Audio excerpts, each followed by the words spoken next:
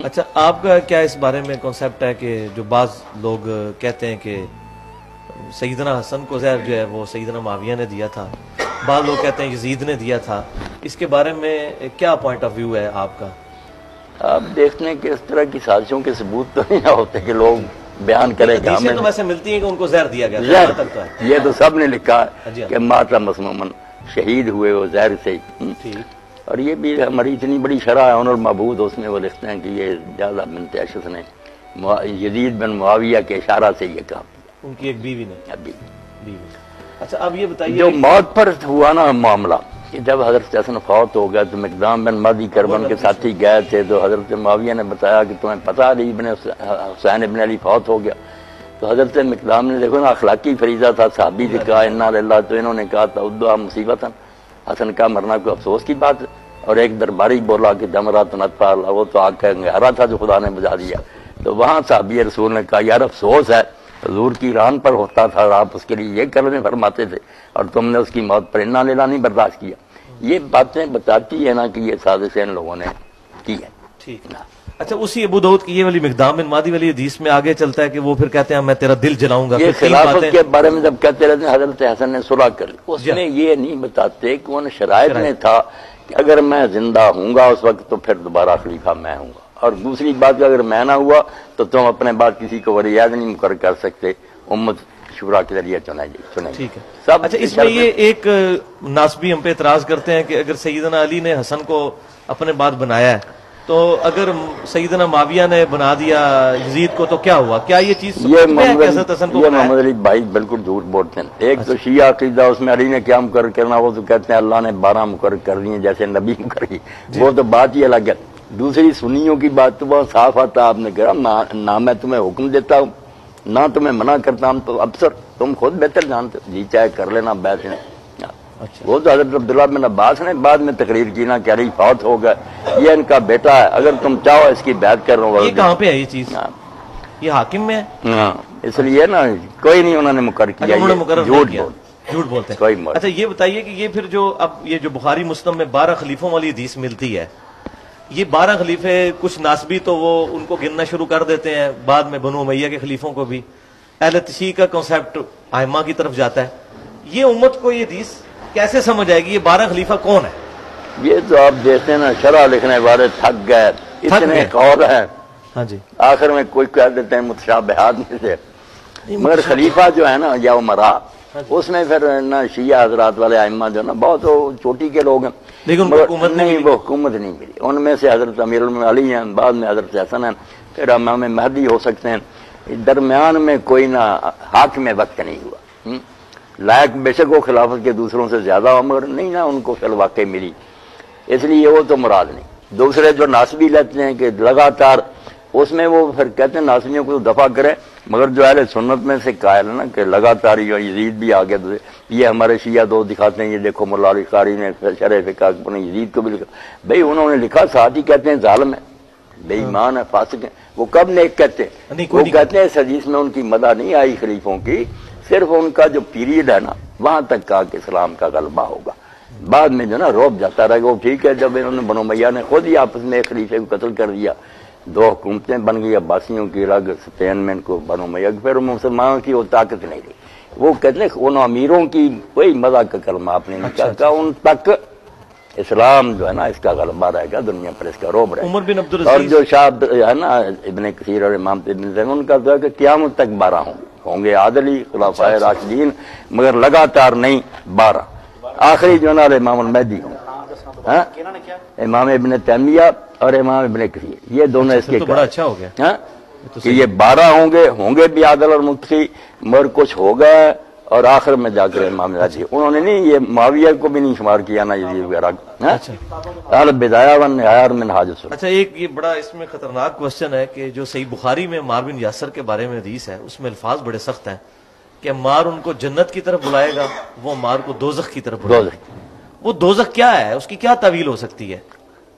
اب ایک طرف ہم وہ صحیح بخاری کی حدیث لیتے ہیں کہ نبی صلی اللہ علیہ وسلم نے فرمایا کہ میرا بیٹا سید ہے، اس کی وجہ سے 2 مسلمانوں کے گروہوں میں صلح ہو جائے گی، تو مسلمان کے بارے میں تو ہمارا عقیدہ ہے اس نے الٹیمیٹلی جنت میں جانا ہی ہے، وہاں وہ پڑھتے ہیں دوزخ کی طرف بلائے گا. کیا وہ راستہ دوزخ ہے، یہ واقعی دوزخ ہے، یہ کیا اس کی تعویل کریں؟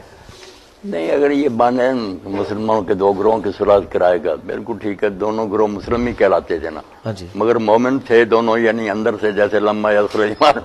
ہاں جی. کون جانتا کہ مسلم ہے؟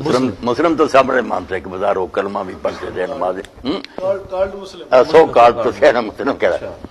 دوزخ کی طرف بلاتے ہیں. کیا مطلب؟ آج تازہ بھی کتاب آئی، کل ہی دیکھے گا مجھے، وہ ایک ڈاکٹر سے نا عرب کے، انہوں نے لکھی ہے حضرت علی علیہ السلام پر 1200 صفحے کی ہے. مگر وہ جان چھڑانے کے لیے ساری جنگوں میں کوشش کرتا، مگر حق غالب ہے. یہ مانتا ہے کہ جنگ میں بھی حق علی کے ساتھ تھا، صفین میں بھی. یہ حدیث بھی لکھی انہوں نے کہا جو تعویل امیر معاویہ نے کی کہ قاتل وہ جو ساتھ لایا بالکل باطل ہے، قاتل یہی ہے اور وہی جھوٹے ہیں، اور ان پر یہ حدیث نہیں. وہ تو بلکہ ایک حدیث بڑی خطرناک مل گئی ہے مسند امام احمد میں، شعیب ارنوت نے بھی صحیح کہا ہے اس کو، کہ وہ عبداللہ بن عمر بن عاص کے بارے میں سیدنا معاویہ کہتے ہیں عمر بن عاص کو کہ اس پاگل بچے سے میری جان کیوں نہیں چھڑاتا، یہ میرے سر پہ ہی چڑھا رہتا ہے کہ مار قتل ہو گیا، تو ہمارے ساتھ کیا لے رہا ہے، پھر جا علی کے ساتھ جا کے شامل ہو. تو ان کا میں اس لیے شامل ہوں کہ مجھے نبی صلی اللہ علیہ وسلم نے فرمایا تھا اپنے باپ کے ساتھ. تو وہ تو کلیئر ہو گیا کہ سیدنا معاویہ سے یہ معاملہ ہوا ہے. نہیں، انہوں نے نہیں قتل کیا. اچھا، وہ ابو الغادیہ کا نام آتا ہے اور مسند امام احمد میں مسند ابی غادیہ موجود ہے. اب ہمارے اہل سنت یہ کہتے ہیں وہ صحابی ہے، اس سے حدیثیں لی ہوئی ہیں احمد بن حنبل نے، اور آپ کہہ رہے ہیں کہ عمار کا قاتل جو ہے وہ دوزخی ہے. دوزخی قاتل ہوا طالب الفنار.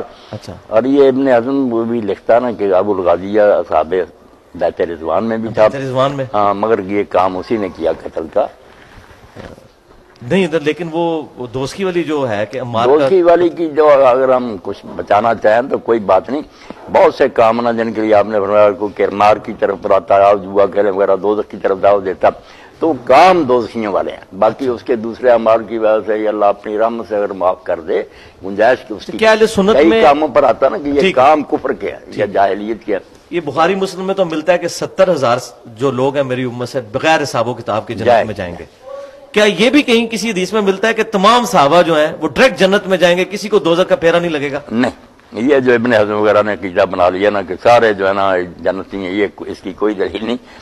کیونکہ قرآن میں ان کی مزہ بھی بڑی ہے، جو کبھی کبھی کوتاہیاں ہوئی وہ بھی قرآن بڑا پڑا. اب آنکھیں بند تو نہیں کرنی چاہیے، بشری تھے، کئی موقع پر لان ٹھوکا. جنگ احد میں دوڑ گئے تو اللہ نے اساتم رسول کہا کہ تم نے رسول کی نافرمانی.